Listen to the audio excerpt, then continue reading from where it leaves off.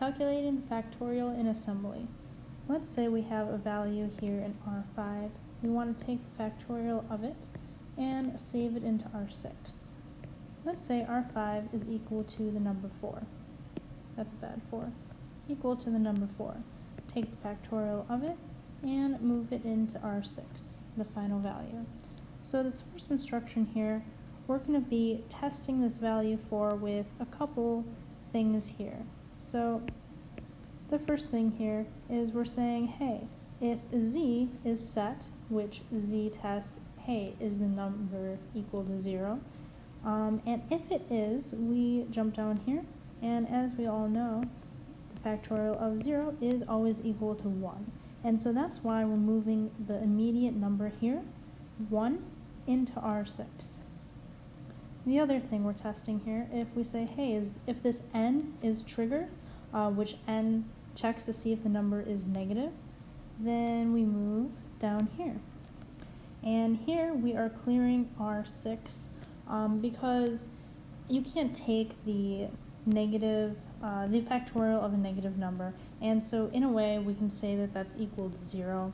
And so that's why we're clearing R6. I suppose we could also do it by moving the immediate value 0 into R6, but clearing it is probably just more simple and easier to do. So we're clearing R6, and then we're jumping to the end and returning it, and we are done with the subroutine.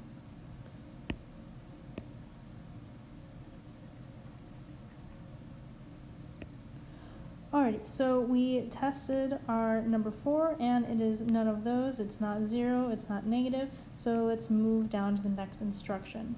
We're saying move R5 into R6, so R5 is equal to 4, R6 is equal to 4.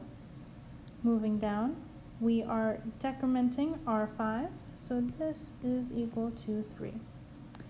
Now we check, hey, if this R5 is equal to 0, then we end the subroutine, and so that's going to be our counter. That's how we count how many times we need to go through the loop. We start at 4, we go to 3, go to 2, go to 1, and when we're at 0, then we stop. Alright, so moving forward, this is where we call a subroutine multiplication.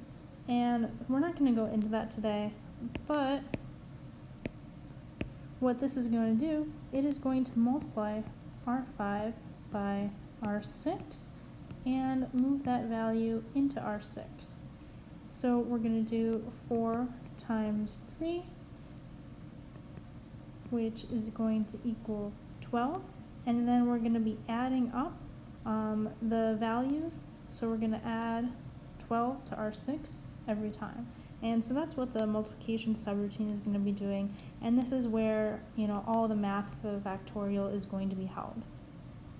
So then after that, we jump back up to the loop and we keep doing this over and over again. So now we decrement R5 again, so R5 is going to equal 2, R6 is still going to equal 4, and this is where we call the multiplication subroutine again, and we do 4 times 2, which is going to equal 8.